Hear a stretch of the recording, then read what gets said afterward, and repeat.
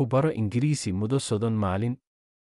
Ku soo dhawow qabta su'aalaha hore waxa uu soo qadanay casharka 1 iyo 2 ka jawaab su'aalahan inta aad heshid nala wadaag qaybta faalada. Maxaa lagu dhahaa Ingiriisi? I am fine.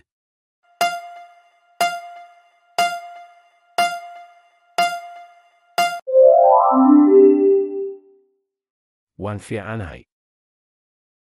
Maxaa lagu dhahaa Ingiriisi? Thank you.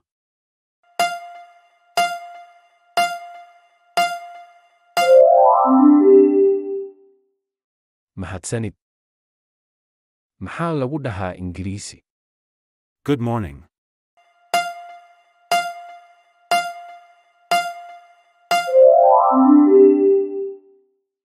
Subax wanaagsan.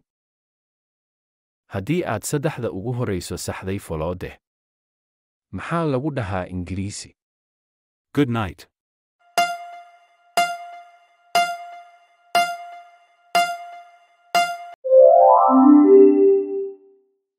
Habeen wanaagsan. Maxaa lagu dhahaa Ingiriisi? I'm sorry.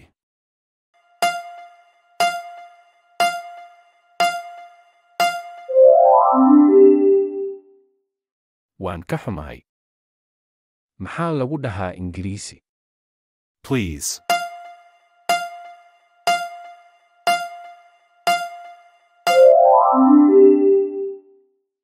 Fadlan. Maxaa lagu dhahaa Ingiriisi? How are you?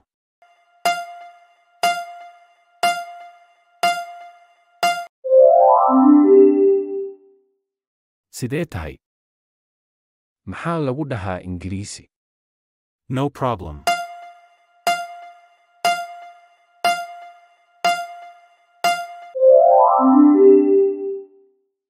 Dhib ma leh. Maxaa lagu dhahaa Ingiriisi? Can you help me?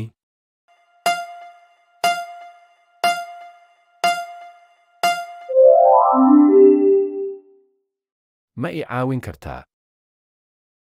Maxaa lagu dhahaa Ingiriisi? That's very kind of you.